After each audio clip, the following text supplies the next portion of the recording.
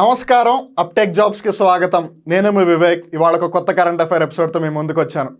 ఇవాళ మనం చర్చించుకోబోయే current affair episode statue of prosperity. మన భారతదేశంలో విగ్రహాలు వెలువెత్తుతున్నాయి. ఒక చోట కాదు, రెండు చోట్ల కాదు, భారతదేశంలో ఎక్కడో అక్కడ ఏదో ఒక ప్రదేశంలో ఏదో ఒక స్టాచ్యూ వస్తూనే ఉంది. అండ్ రీసెంట్గా వచ్చింది ఈ స్టాచ్యూ ఆఫ్ ప్రాస్పరిటీ. ఇంతకీ ఈ స్టాచ్యూ ఆఫ్ ప్రాస్పరిటీ ఏ నగరంలో ఉంది? ఎవరి విగ్రహాన్ని స్టాచ్యూ ఆఫ్ ప్రాస్పరిటీ అంటున్నారు? ఇంతకీ ఆ నగరానికి సంబంధించిన ముఖ్యమైన అంశాలు ఏంటి, ఈ విగ్రహాన్ని ఎక్కడ ఆవిష్కరించారు, ఇవన్నీ కూడా మనం ఈ వీడియోలో తెలుసుకుందాం. సో మనం ఏదైతే స్టాచ్యూ ఆఫ్ ప్రాస్పరిటీ అని అంటున్నామో ఆ స్టాచ్యూ మరెవరిదో కాదు, నాడప్రభు కెంపెగౌడ గారిది. నాడప్రభు కెంపెగౌడ అంటే మన తెలుగు వాళ్ళు పెద్దగా గుర్తుపట్టలేకపోవచ్చు. కానీ తెలుగు వాళ్ళు ఒకవేళ ఎప్పుడైనా బెంగళూరు నగరానికి వెళ్ళుండుంటే వాళ్ళు జాగ్రత్తగా గుర్తుపడతారు, వాళ్ళు మర్చిపోరు. ఎందుకంటే మీరు ఒకవేళ బెంగళూరులో ఏదైతే సిటీ సెంటర్లో ఉన్న బస్ స్టాండ్ ఉందో అక్కడికి వెళ్తే మెజెస్టిక్ కెంపెగౌడ బస్ స్టాండ్ అంటారు. ఆఫ్ కోర్స్ సింపుల్గా చెప్పాలంటే అందరూ మెజెస్టిక్ అన్నా కూడా ఆ బస్ స్టాండ్ యొక్క పూర్తి పేరు Majestic Kempegowda Bengaluru bus stand. అదే మీరు కియాకి వెళ్తే, కియా అంటే కార్ కంపెనీ కాదండి, కియాకి వెళ్ళాలంటే మీరు అనంతపురం వెళ్ళిపోయారు. కియా అంటే కెంపెగౌడ ఇంటర్నేషనల్ ఎయిర్పోర్ట్. మన బెంగళూరులో ఏదైతే ఇంటర్నేషనల్ ఎయిర్పోర్ట్ ఉందో, ఏదైతే బెంగళూరుకే 50 కిలోమీటర్లు బయట ఉందో దాన్ని కెంపెగౌడ ఇంటర్నేషనల్ ఎయిర్పోర్ట్ కియా అంటారు. రిమెంబర్, ఈ కెంపెగౌడ ఇంటర్నేషనల్ ఎయిర్పోర్ట్కి సంబంధించి చాలా వరకు సోషల్ మీడియాలో మీమ్స్ కూడా వస్తుంటాయి. ఎందుకనంటే మీరు భారతదేశంలో ఎక్కడున్నా సరే కియాకి రావడానికి హార్డ్లీ 2-3 గంటలు పడితే కియా నుంచి బెంగళూరు మెయిన్ సెంటర్లోకి వెళ్ళడానికి 3-4 గంటలు పడుతుంది. And of course that is related to Bengaluru traffic. ఏదైతే నేను కమింగ్ బ్యాక్, సో నాడప్రభు కెంపెగౌడ గారు ఎవరైతే ఉన్నారో ఆయన విగ్రహాన్ని స్టాచ్యూ ఆఫ్ ప్రాస్పరిటీ అని అంటున్నారు. ఆ స్టాచ్యూ ఆఫ్ ప్రాస్పరిటీని మన భారతదేశ ప్రధానమంత్రి అయిన నరేంద్ర మోదీ గారు ఆవిష్కరించారు.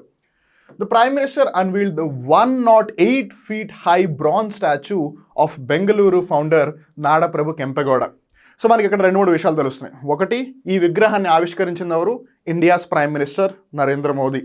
అండ్ రెండోది ఏంటిది, ఈ నాడప్రభు కెంపెగౌడ గారు ఎవరైతే ఉన్నారో ఆయన బెంగళూరు నగరాన్ని స్థాపించారు. అవును, మీరు విన్నది నిజమే.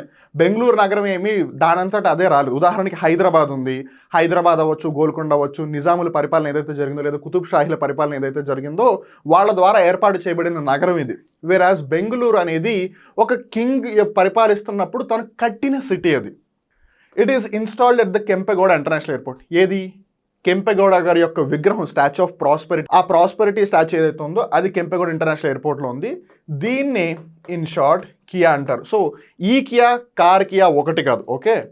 It is statue of prosperity and it has been built to commemorate the contribution of Kempegowda. Kempegowda గారు బెంగళూరు నగరానికి ఏదైతే సేవ చేశారో దానిని గుర్తిస్తూ బెంగళూరు అంతర్జాతీయ విమానాశ్రయం దగ్గర ఆయన విగ్రహాన్ని అక్కడ పెట్టారనమాట. అండ్ ఇక్కడ మీరు గమనించవచ్చు Kempegowda international airport. And this is term to be one of the world's fastest growing airports. Remember, వరల్డ్లోనే, ఇండియాలోనే కాదు, వరల్డ్లోనే fastest growing, fastest developing airports ఇది ఒకటి. సో ఇప్పుడు కట్టిందేమీ చిన్న స్టాచ్యూ కాదు, చాలా పెద్ద స్టాచ్యూ. మరి ప్రతి స్టాచ్యూకి కూడా ఒక ఆర్కిటెక్ట్ లేదు, దానికి స్కల్ప్చర్ ఎవరు అని అంటే the statue has been designed by renowned sculptor and Padma Bhushan awardee Ram Vanji Sutar. ఈ చిత్రపటంలో మీరు రామ్ వన్జీ సుతార్ గారిని గమనించవచ్చు. ప్రపంచంలోనే ఎత్తైన విగ్రహం ఏదైతే ఉందో statue of unity, Sardar Vallabhbhai Patel గారి యొక్క విగ్రహం, దానికి కూడా డిజైనర్ ఈయనే. అలానే ఇప్పుడు బెంగళూరులో ఏదైతే స్టాచ్యూ ఆఫ్ ప్రాస్పరిటీ ఉందో దానికి కూడా ఈయనే డిజైనర్. అలానే బెంగళూరు యొక్క అసెంబ్లీ, రిమెంబర్ బెంగళూరు యొక్క అసెంబ్లీని విధాన సౌధ అని అంటారు. అక్కడ ఏదైతే మహాత్మా గాంధీ గారి యొక్క విగ్రహం ఉందో దానిని కూడా డిజైన్ చేసింది రామ్ వన్జీ సూతర్ గారు. అండ్ రిమెంబర్, ఈయన పద్మభూషణ్ అవార్డు గ్రహీత. మీకు ఇప్పుడు ఖచ్చితంగా ఒక డౌట్ వస్తుంది, సార్ మీరు ఆ స్టాచ్యూ ఎక్కడుందని చెప్పారు, ఎవరి స్టాచ్యూ అని చెప్పారు, ఆ స్టాచ్యూని ఏమని పిలుస్తున్నారో చెప్పారు, కానీ మాకు ఇంతకీ నాడప్రభు కెంపెగౌడ గారు ఎవరో మాకు అంతగా ఐడియా లేదు, మేము ఎప్పుడు బెంగళూరు వెళ్ళలేదు, మరి ఆయన గురించి మాకు కొంచెం చెప్పరా అన్న డౌట్ మీకు ఖచ్చితంగా వస్తుంది. Now let's try to get to know much more about him, about Nadaprabhu Kempegowda. ఇక్కడ మీరు జాగ్రత్తగా గమనించాల్సింది ఏంటంటే, మనం ఇందాక తెలుసుకున్నాం బెంగళూరు అనే సిటీ లేదు, దానిని కన్స్ట్రక్ట్ చేశారు. అయితే బెంగళూరుకి దగ్గరలో యలహంక నాడు అని ఒక ప్లేస్ ఉండేది. నాడు అంటే స్టేట్ లేదా రాజ్యం అని అర్థం, యలహంక అనే ప్రాంతం ఉంది. ఈవెన్ మీరు ఇప్పుడు కూడా గమనిస్తే బెంగళూరు వెళ్ళేటప్పుడు యలహంక అనే ఒక ప్లేస్ వస్తుంది. అలా యలహంక నాడు అని ఒక ప్లేస్ ఉంటే దానిని గౌడ డైనెస్టీ వాళ్ళు రూల్ చేసేవాళ్ళు అనమాట. వాళ్ళల్లో ఒకళ్ళు ఈయన కెంపెగౌడ గారు. ఈయన అసలు పేరు హిరియ కెంపెగౌడ, కాకపోతే అందరూ ఈయనకి ఇచ్చిన కితాబు టైటిల్ ఏంటంటే నాడప్రభు. అలానే ఇన్ని సింపుల్గా కెంపెగౌడ అని కూడా పిలుస్తుంటారు, కొన్నిసార్లు కెంపెగౌడ 1 అని కూడా పిలుస్తుంటారు. సో కన్ఫ్యూజ్ అవ్వకండి.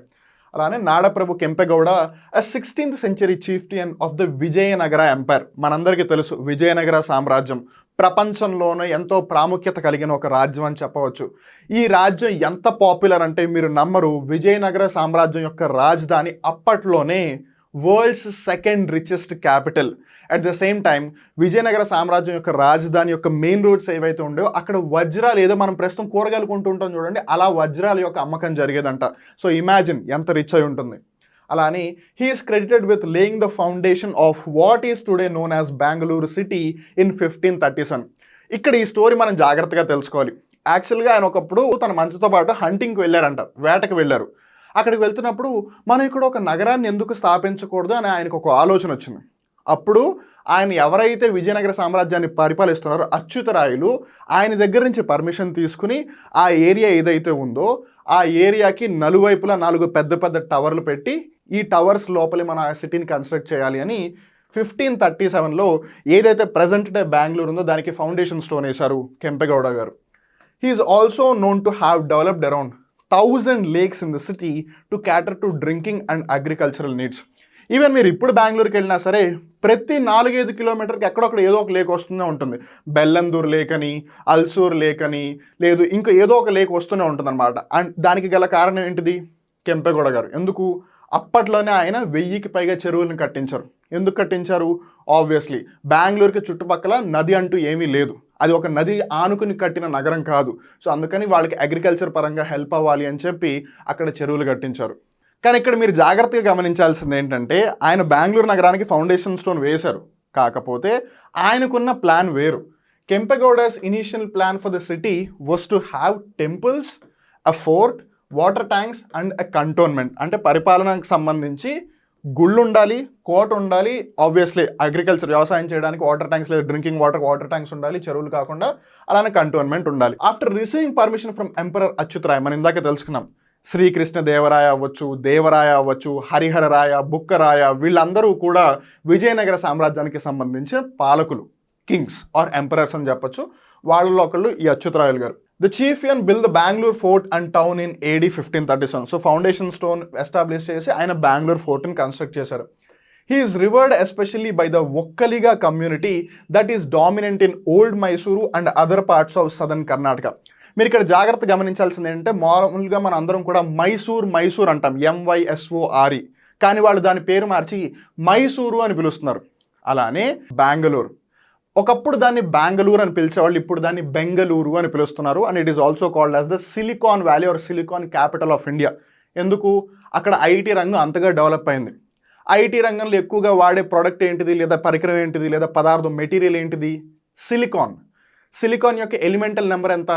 14. సిలికాన్ యొక్క సింబల్ ఏంటి? S small I. సో ఎక్కువగా సిలికాన్ అనేది ఉపయోగిస్తారు కాబట్టి దానికి సిలికాన్ వ్యాలీ ఆఫ్ ఇండియా అని పేరు వచ్చింది. ప్రపంచానికి సిలికాన్ వ్యాలీ అని దేనిని పిలుస్తారు? కాలిఫోర్నియా. అది ఎక్కడుంది? USAలో ఉంది. Kempegowda has been credited for abolishing the practice of cutting the fingers of the left hand of an unmarried women during a custom known as బందీ దేవరు. ఇది మీరు చాలా జాగ్రత్తగా గుర్తుపెట్టుకోవాలి. అప్పట్లో ఒక ట్రెడిషన్ ఉండేది, ఎవరికైతే మహిళలకి ఇంకా పెళ్లి కాలేదో వాళ్ళ యొక్క ఎడం చేతి యొక్క ఈ 2 వేళ్ళని కట్ చేసేసేవాళ్ళు అనమాట. ఈ బందీ దేవరు అనే ఏదైతే ట్రెడిషన్ ఉందో దాన్ని కెంపెగౌడ గారు అబాలిష్ చేసేసారు. సో ఆయన కేవలం ఒక రూలరే కాదు, he was always a visionary. And ఇక్కడ మీరు ఇంకో విషయం గుర్తుపెట్టుకోవాల్సింది ఏంటంటే ఈ ట్రెడిషన్ ఎవరు ఫాలో అయ్యేవాళ్ళు అని, ఒక్కలిగా కమ్యూనిటీ వాళ్ళు ఫాలో అయ్యేవాళ్ళు. సో మనం ఏదైతే స్టాచ్యూ ఆఫ్ ప్రాస్పెరిటీ గురించి తెలుసుకున్నామో అక్కడ మనకు తెలిసింది ఏంటంటే అది 100 అడుగుల కన్నా ఎక్కువ ఎత్తులో ఉంది అని. మరి మన ఇండియాలో 100 అడుగుల కన్నా ఎక్కువ ఎత్తులో ఉన్న మరికొన్ని ప్రామినెంట్ స్టాచ్యూస్ ఏవి అని గమనించినట్టయితే ఒకటి ఆబ్వియస్గా స్టాచ్యూ ఆఫ్ యూనిటీ, ప్రపంచంలోని అన్నిటికంటే ఎత్తైంది. ఆ విగ్రహం ఎవరిది అంటే సర్దార్ వల్లభాయ్ పటేల్ గారిది. అది ఎక్కడుంది? అహ్మదాబాద్లో ఉంది. నర్మదా నది ఏదైతే ఉందో దాని యొక్క ఒడ్డున ఉంది ఆ స్టాచ్యూ ఆఫ్ యూనిటీ అనేది. రెండోది వచ్చేసరికి స్టాచ్యూ ఆఫ్ ఈక్వాలిటీ. ఇది ఎవరి విగ్రహం అంటే రామానుజాచార్యుల గారిది. ఇది ఎక్కడుంది? హైదరాబాద్లో ఉంది. తర్వాత వచ్చేసి స్టాచ్యూ ఆఫ్ పద్మ సంభవ. ఈ పద్మ సంభవ యొక్క విగ్రహం ఎవరిది అని అంటే గురు రిన్పోచే గారిది. ఇది ఎక్కడుంది? హిమాచల్ ప్రదేశ్ రాష్ట్రంలోని రివల్సర్ అనే ప్రాంతంలో ఉంది. తర్వాత వచ్చి స్టాచ్యూ ఆఫ్ అహింస. సో మరి ఈ స్టాచ్యూ ఆఫ్ అహింస అనేది ఎవరికి సంబంధించిందంటే రిషభనాథ. ఇది ఎక్కడుందంటే మహారాష్ట్ర రాష్ట్రంలోని దూడే అనే ప్రాంతంలో ఉంది. ఇవి కాకుండా హనుమంతుడివి, శివుడివి, అలానే భవిష్యత్తులో శ్రీరాముడి యొక్క విగ్రహం, బిఆర్ అంబేద్కర్ గారి యొక్క విగ్రహం, బుద్ధుడి విగ్రహం, ఇలా చాలా విగ్రహాలు ఫ్యూచర్లో కట్టబోతున్నారు. ఛత్రపతి శివాజీ గారి యొక్క విగ్రహం కూడా కట్టబోతున్నారు.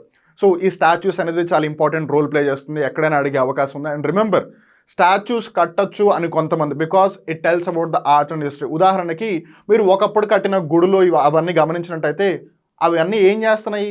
ఒకటి, అది టూరిజంకి హెల్ప్ చేస్తుంది. అండ్ రెండవది, it tells about the history, it tells about the art and culture. మన భారతదేశ యొక్క కళా సంస్కృతి గురించి చెప్తుంది. అప్పట్లో పరిపాలకులు ఎవరు, వాళ్ళు ఏ విధంగా కట్టడాలు కట్టించేవాళ్ళు, ఇవన్నీ కూడా మనకు ఒక ఐడియా వస్తుంది. అలానే ఇప్పుడు కట్టే విగ్రహాలన్నీ కూడా ఫ్యూచర్కి హిస్టరీ. సో అందుకని స్టాచ్యూస్కి ఇవ్వాల్సిన ఇంపార్టెన్స్ ఇవ్వాలి. But at the same time మనందరికి తెలిసింది ఏంటంటే, స్టాచ్యూ కడితే ఏమొస్తుంది, టూరిజం ఒకటే డెవలప్ అవుతుంది, దాని బదులు సామాజిక కార్యక్రమాలకి ఆ డబ్బులు ఖర్చు పెట్టచ్చు కదా అని వాదించే వాళ్ళు కూడా ఉంటారు. ఆబ్వియస్లీ ఎప్పుడైనా సరే ఒకవైపు పాజిటివ్ ఉంటుంది, ఒకవైపు నెగిటివ్ కూడా ఉంటుంది. But there is a reason behind constructing all these statues and we need to respect the heritage. Well, దీనికి సంబంధించి స్టాచ్యూస్ అనేవి కట్టచ్చా లేదా కట్టకూడదా అని ఒకవేళ మీరు ఏదైనా చెప్పాలి అని అనుకుంటే ఈ వీడియో కింద కామెంట్ సెక్షన్లో కామెంట్ చేసి చెప్పండి. మీరు కేవలం వీడియో కింద కామెంట్ చేయడమే కాదు, మీకోసం రోజు మా uptake jobs YouTube channel community పేజ్లో కూడా మల్టిపుల్ చాయిస్ క్వశ్చన్స్ అడుగుతూ ఉంటారు. మీరు అక్కడ కూడా మీ ఆన్సర్స్ని కామెంట్ చేయొచ్చు. అలానే యూట్యూబ్ షార్ట్స్లో కూడా మీకు ఎప్పటికప్పుడు బిట్స్ రివిజన్ కోసం మీకు అక్కడ బిట్స్ ఎక్స్ప్లెనేషన్ కూడా జరుగుతూ ఉంటుంది. సో ఈ విధంగా మీకు ఏదనిపిస్తే సరే ఫీడ్బ్యాక్ మాకు uptake jobs YouTube channel comment సెక్షన్లో ఇవ్వండి. అలానే ఈ 4-5 స్టాచ్యూలు కాకుండా 30 మీటర్లు లేదా సుమారు 100 అడుగుల కన్నా ఎక్కువ ఎత్తున్న విగ్రహాలు మన భారతదేశంలో ఇంకా ఏమన్నా ఉన్నాయా, ప్రామినెంట్ స్టాచ్యూస్ ఉంటే అవి ఎక్కడ ఉన్నాయి, అవన్నీ కూడా కామెంట్ సెక్షన్లో చెప్పండి. సో దట్ మిగతా వాళ్ళు ఎవరైనా ఉంటే వాళ్ళకి కూడా ఇన్ఫర్మేషన్ తెలుస్తుంది. ఇక్కడితో వాళ్ళ కరెంట్ అఫైర్ ఎపిసోడ్ ముగుస్తుంది. మళ్ళీ ఇంకో రోజు ఇంకో కొత్త కరెంట్ అఫైర్ ఎపిసోడ్లో కలుద్దాం. అప్పటి వరకు చూస్తూనే ఉండండి అప్టేక్ జాబ్స్. నమస్కారం.